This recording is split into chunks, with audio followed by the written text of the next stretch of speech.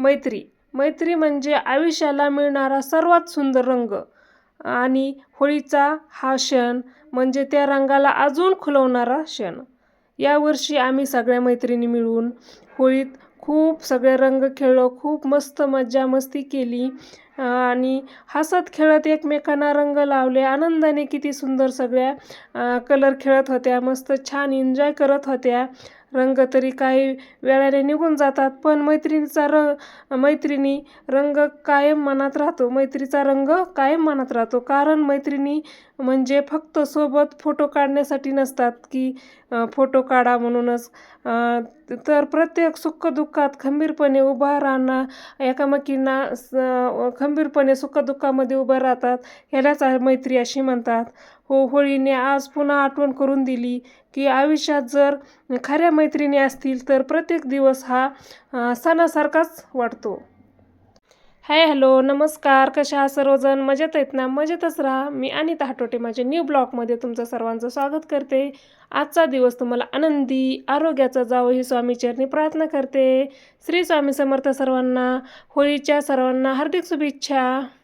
आज आहे धुरडी. धुरडीच्या दिवशी प्रज्वलला पिचकारी वगैरे आणायची राहिली होती, म्हणून सकाळ सकाळी उठला आणि लगेच मला चला पिचकारी वगैरे आणायला. मग आम्ही दोघंजणं गेलो असं दुकानामध्ये. लई लांब नाही, जवळपासच आहे. मग गाडी घेतली मी. चल मला लवकर पिचकारी, आणि कलर तर होतेच. आम्हाला गिफ्टमधून गिफ्ट भेटत असतात दरवर्षी दुकानात, नाही का. होळीसाठी कलर खूप छान भारी क्वालिटीमधले भेटतात, त्याच्यामुळे कलर तर काही घेतले नव्हते. त्याला पिचकारी आणायची होती म्हणून आम्ही दोघंजणं सकाळी सकाळी गेलो. ते घेतले. प्रज्वलनी त्याच्या पप्पाकडून 300 रुपये घेतले होते, त्याच्या खिशातच होते. लगेच काकांना काढून दिले. मग तिथं अशी पिचकारी वगैरे घेतली. थोडेसे आता वेगळं वेगळं काय काय आलं त्याच्यात कलर, पण थोडा एक पाण्यामध्ये मिक्स करायचा कलर घेतला. अजून काय काय असतं म्हणजे पन्न्या निघल्यात ह्या वर्षी, त्याच्यात पाणी भरायचं आणि फेकायचं, असं काय काय घेऊन आलं. आणि हे बघा दुकानात गिफ्ट भेटलेले कलर खूप सगळे भेटले होते. मग ते बाकीचे पॉकेट नव्हते खोलले. मला तुला जेवढं पाहिजे का तेवढंच घे, बाकीचे राहू दे तसे. तेवढे काही खेळणं होणार नाहीत. खूप मोठे पॉकेट होते, फुल भरून भरून, नाही का. आणि खूप छान क्वालिटीवर का, असं बाहेरचं 10-10, 20-20 रुपयाला आहे तसं नाही, खूप छान कलरची क्वालिटी होती. असे 4-5 काढले. आणि पिचकारी साधीच घेतली. गेल्या वर्षी खूप मोठी घेतली होती, तिचा काहीच उपयोग नाही. ते पाणी एवढे फास्ट मारत नव्हते. हिने कसं प्रेशरनी बाहेर पाणी फेकते, म्हणून छोटीच घेते, त्याच्याच मनाने घेतली. मला नको तशी मोठी. गेल्या वर्षी तर 500 रुपयाची घेऊन काहीच उपयोग नाही. ही 80 रुपयाची फक्त पिचकारी. ते असं थोडंफार कलरचं सामान वगैरे, पन्न्या वगैरे आणल्या, नाही का. पाणी भरून फुगे फेकायचे मुलांचे, ते जास्त घेऊन आलता तो. मला पिचकारीपेक्षा ते फुगे कसं लांब फेकता येतात. म्हणजे एकदा पाणी भरून टोपल्यामध्ये भरपूर भरून ठेवले. तुम्हाला दाखवते बघा. मला कामाला लावलं, सकाळ सकाळ स्वयंपाक करायचा, तर तो मला भरून दे. त्याला कसं गाठी बांधता येत नव्हते, नंतर शिकला तो. असं कलर टाकला त्याच्यामध्ये, असं पाण्यामध्ये, नंतर असे बांधू घेतले माझ्याकडून बकेट भरून फुल. आणि मग त्याला खाली मुलांच्या अंगावर टाकायचं होतं. एक बॅगमध्ये नेला आणि गेला. ग्रहण होतं ना त्या दिवशी, त्याच्यामुळे जास्त मुलांना रंग खेळताच नाही आला. 11 वाजेपर्यंतच खेळले मुलं आणि सगळे घरात बसले परत, नाही का. 11 वाजता वेध चालू होणार होते आणि 3:30च्या नंतर ग्रहण होतं. त्याच्यामुळं 11च्या नंतर मुलांना नाही सोडवलं आम्ही बाहेर. नको म्हणलं खेळायला वगैरे. घरात मला सगळं पाणी करीन, मग त्याला गॅलरीत आणलं. मला चल तुला गॅलरीमध्ये असं बनवून देते फुगे वगैरे, नाही का. या अशा पन्न्या भेटत आहेत. आता दरवर्षीच काय काय नवीनच निघतंय. पिचकारीची पण गरज नाही आणि कशाचीच गरज नाही. हे भरायच्या, गाठी मारायच्या आणि फेकायच्या लांबूनच. त्याने एक कॅरी बॅग भरली आणि हातात घेऊन पळत होता मुलांच्या अंगावर टाकायला. आणि बघा, हे खाली जवळ बसलाय. हे असं फेकायचं, बराबर नेम लागतो, त्याच्या अंगावर पडतात मुलांच्या. हां, चला, पिचकारीची गरज नाही ना, कशाची गरज नाही. काय काय नवीन शोध लावतात आणि काय कळत नाही. हे हातात फुगे हातात 2-2 कॅरी बॅग घेऊन मुलांच्या मागं पळत होता, तसं एकमेकांच्या अंगावर टाकायचे. हे बघा प्रज्वल सकाळी सकाळी चाललंय. उठलं की मस्त नाश्ता बिष्टा केलाय आणि चाललेत फेकाफेकी एकामेकाच्या अंगावर. हे दोघंच आहेत. आता नंतर खूप सगळे मुलं येतात. 7-7:30चा टायमिंग होता. हां, 7-7:30 वाजली असतील, 7:45 झाले असतील. चांगलं ऊन पडायला लागलं आहे. आता एवढा उन्हाळा सुरू झाला आहे ना, बाहेर पण निघू वाटत नाही. 8च्या नंतरच एवढं ऊन लागतं ना. पापड वगैरे कसे करावं तेच कळेना. टेरेसवर तर सकाळी सकाळी उठून 5 वाजता उठून करावं लागतील. वडा, आमच्याकडे सांडगे, म्हणजे वडा म्हणतात आमच्याकडंच, काही काही लोक सांडगे म्हणतात, ते पण करायचेच. डाळी वगैरे आणून ठेवल्यात, ते पण बघूया आता कधी करणं होते कधी नाही. त्याचे पण ब्लॉग शूट करायचे आहेत मला. कुरडया वगैरे, पापड, तांदळाच्या पापड्या, बाजरीच्या, ज्वारीच्या तर कोण खात नाही. आता पहिले गावाकडं आम्ही ज्वारीच्या बाजरीच्या किती किती 5-5 किलोचे पापड करायचे आईन त्या. पण आता ते खायला लोकांना टाईमच नाही, कोणच नाही खात. त्याच्यामुळे ते मी नाही करत. पापड वगैरे करते, उडदाच्या डाळीचे पापड आणि बाकीच्या कुरडया वगैरे जे जे मेन मेन लागतं ते करत असते. हे बघा हा पण भरत बसलाय फुगे. हे दोघांचं मस्त चाललंय. फुगे भरते भरू ठेवतात, मग नंतर पळतात मागे मुलांच्या. प्रज्वल छोटा होता का तेव्हा लक्ष द्यावं लागायचं, कुठं जातो काय जातो नाही का, भीती वाटायची. आता काय टेन्शन नाही, आता मोठा झाला त्याच्यामुळं त्याचा तो खेळतो येतो घरी नाही का. हे बाकीच्या मुलांना मग तो पण म्हणत होता मला पण देणार आहे दादा, पण हा काय कुणाला हात लावून देत नव्हता. त्याचे ते आपापले मोजून ठेवत होते फुगे दोघंजण. हे बघा काही मुलं आलेत पण त्यांना हात लावून देत नाही, असं प्रज्वल आहे.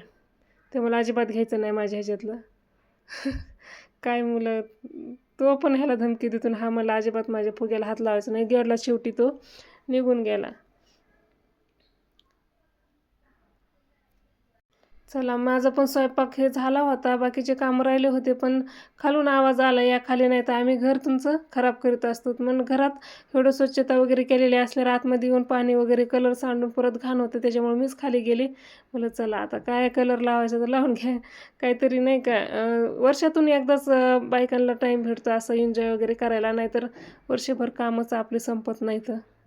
हे ताई पण चालले होत्या कंपनी जातात, त्यांना पण मध्येच पाहुण्याच आहेत आमच्या, त्यांना मध्येच म्हणजे कलर लावला, सगळं भरून टाकलं त्यांना कलरने.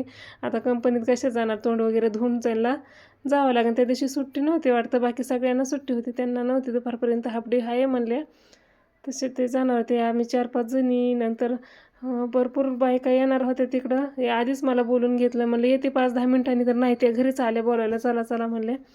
नंतर मग ग्रहण वगैरे एकच्या नंतर परत आपल्याला नाही कलर वगैरे खेळता येणार. त्याच्यामुळं सकाळी सगळ्या कामं बिमं उरकून नाश्ते वगैरे करून आल्या होत्या.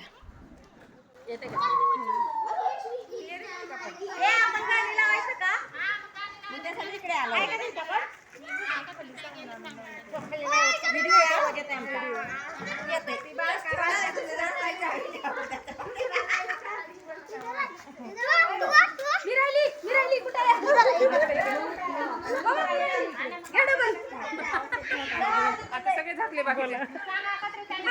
बाकीचे झाकले सगळे. बोला काहीतरी.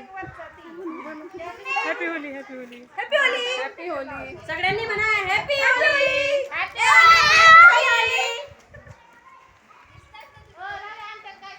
काय ना तुमचा आवाज येते का मोठा? काय म्हणा हॅपी होली.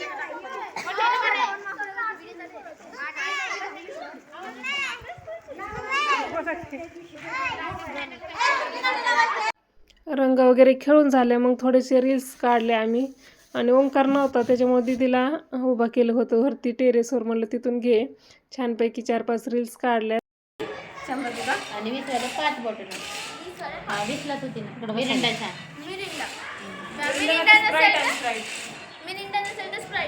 कसा घ्यायचा?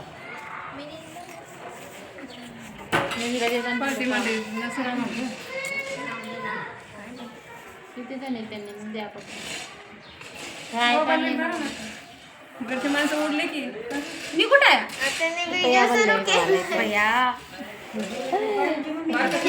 आम्ही गेलो काय दिसायच्या का? बारकच आहे असं नाही.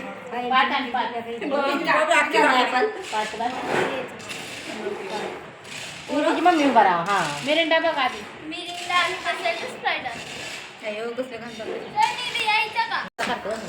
बसा इकडे, तुम्हाला सेल्फी काढायची. या की माझं मागं. अहो इथं कुणाला तरी बसच लागणार आहे, इकडचं कोण येणार नाही.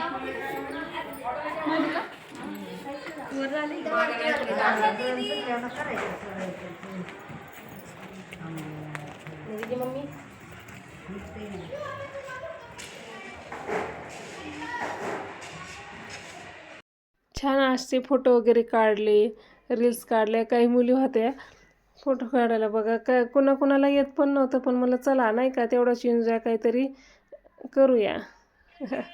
कोणाचं चुकत होतं, कुणाचं काय, कुणाला ताळानं मिळ नव्हता. नंतर मग म्हणणे काहीतरी आणूया, मुलांना आणली फ्रुटी. सगळ्यांना टाईमपास म्हणून 10-15 मिनटं बसलो. कामं वगैरे उरकले होते, थोडंसं निवांत बसलो होतो, टेन्शन फ्री. प्रज्वल बघा किती भिजला आहे, किती भिजून आला आहे, पूर्ण कलर निवळकायला पण येत नव्हता. आणि एवढं ऊन पडलं आहे आणि उन्हात मस्तपैकी खेळतो. चल घरी म्हणलं तरी यायचंच नव्हतं त्याला. आज गरण होतं, नाही तर दिवसभर मुलांनी ऐकलं नसतं. छानपैकी मस्त फ्रुटी वगैरे दुसरं काय भेटत नव्हतं इथं जवळपास. म्हणले होते वडापाव समोसे काहीतरी घेऊन या, पण खूप लांब तिकडं जावं लागलं असतं कुणाला तरी गाडीवर. तर म्हणलं नको, नंतर बघूया. महिला दिन आहे ना, त्या दिवशी म्हणलं काहीतरी केक वगैरे कट करू, नंतर बघू समोसे वगैरे काय आणू, वडापाव समोसे नाश्त्यासाठी. बघूया नंतर काय काय होते काय काय नाही. तर म्हणलं आता सध्याची फ्रुटी वगैरे घेऊन या, थोडंसं टाईमपास आपलं 1-1.5 तास कसा तरी टाईम.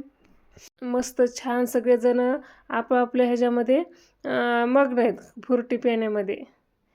बघा ही मुलं कसे बसलेत, प्रज्वल आणि शिव. कलरनी प्रज्वल तर अजिबात ओळखाली आहे ना, कुठं गेला होता सगळ्या मुलात फिरून आला, मला तर सापडतच नव्हता. नंतर मग ओंकारला म्हणलं तो जर घरी आला तर त्याला इकडं पाठीमागं पाठवून दे. आमच्या ह्याच्यामध्ये खूप सगळ्या काही गावाकडे गेल्यात, कुणी ग्रहण असल्यामुळे कुणी बाहेर नाही निघलं, खूप कमी मैत्रिणी होत्या ह्यावेळेस. चला भेटूया पुढच्या ब्लॉगमध्ये, तोपर्यंत बाय बाय.